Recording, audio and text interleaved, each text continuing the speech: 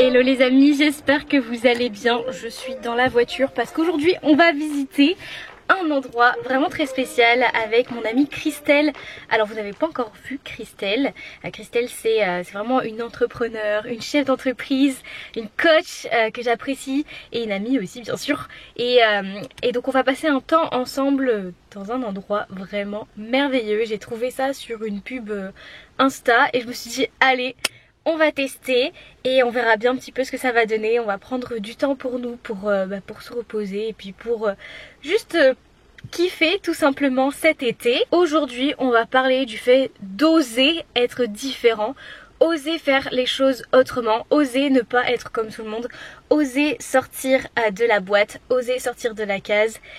Et ne pas avoir peur en fait d'affronter le regard des autres. C'est important d'être ce que Dieu veut que l'on soit et de ne pas être ce que les gens attendent que l'on soit. Aujourd'hui dans cet épisode j'aimerais encourager toutes les personnes qui ont des rêves, toutes les personnes qui ont des projets mais qui ont trop peur du regard des autres, qui ont trop peur de ce que les gens pourraient dire et qui sont bloqués. En fait toi qui regardes cette vidéo, j'aimerais vraiment te dire mais fonce. Fonce parce que la société dans laquelle on est va nous encourager en fait à ne pas prendre de risques parce qu'on ne sait jamais ce qui peut se passer, mais le Seigneur nous encourage justement à faire des pas de foi, à avancer en gardant les yeux fixés sur lui. Donc si tu reçois quelque chose de Dieu dans ton cœur, si tu as vraiment cette conviction que Dieu il a quelque chose de prévu pour toi, mais en fait t'es même pas prêt, de voir ce que Dieu va faire avec ce potentiel qu'il a mis en toi.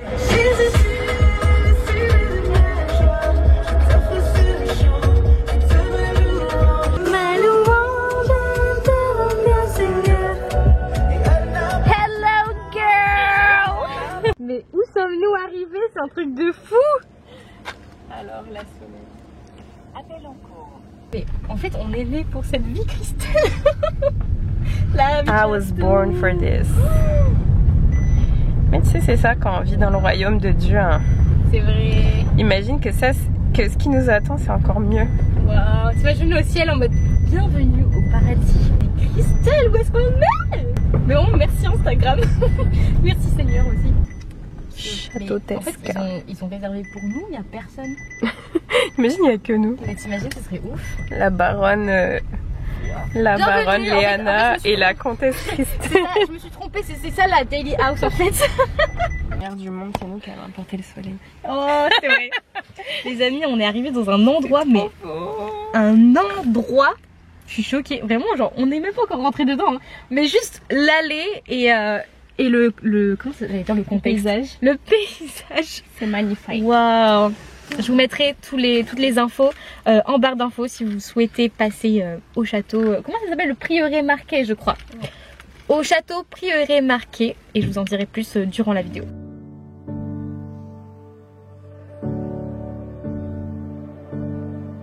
Allez, venez voir.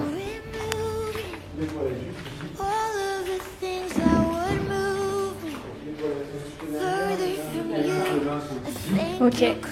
Vous changez et ensuite, hop, on repart vers le restaurant.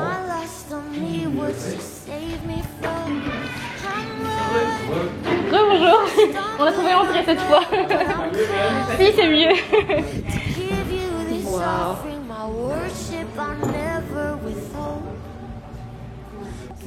C'est une piscine ça? Moi je suis un enfant moi. Hein.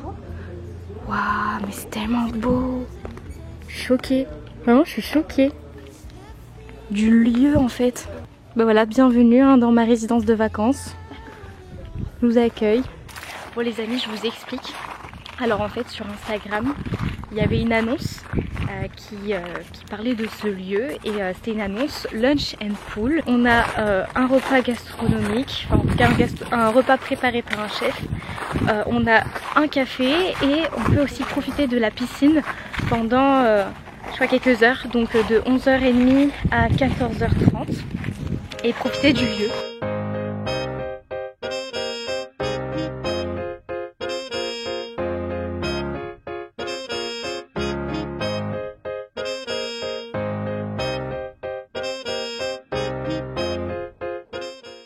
Alors c'est bon Christelle le repas? T'as aimé? On a trop bien mangé. Un jour, je vous promets, on aura un endroit comme ça pour le podcast, on aura des studios pour YouTube, pour les vidéos YouTube, on pourra inviter des gens dans, dans nos studios. Et franchement je vous promets qu'un jour on se dira on a commencé les podcasts sur un plateau repas et aujourd'hui regardez où on est trop fiers, croyons vos rêves, le Seigneur il est capable d'ouvrir des portes insoupçonnées et tout. C'est inspirant d'aller dans des endroits comme ça en vrai. Moi je suis sûre, je regarderai mes vidéos plus tard et je me dirai Annette, tu l'as fait avec Jésus. Dites-moi dans les commentaires, est-ce que vous serez là quand on ira dans un château pour enregistrer des épisodes du podcast?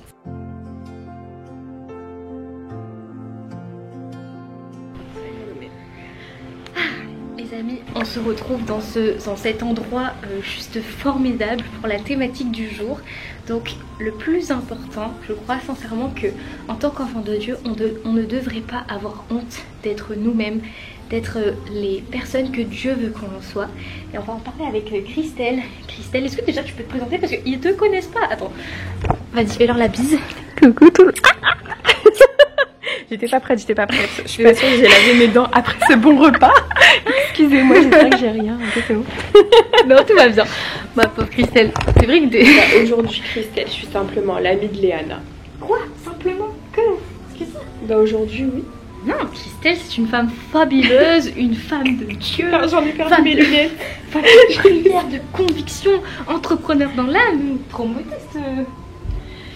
Ouais. Et on est en repos alors. C'est vrai. Enfant de Dieu. C'est pas parce qu'on est chrétien qu'on est parfait et on reste des humains. Donc il y a toujours notre chair qui va chercher justement à nous faire croire que être chrétien c'est ça, c'est cette boîte. Mais en fait pour toi peut-être que être chrétien c'est ça. Donc il y a la vérité de la parole de Dieu.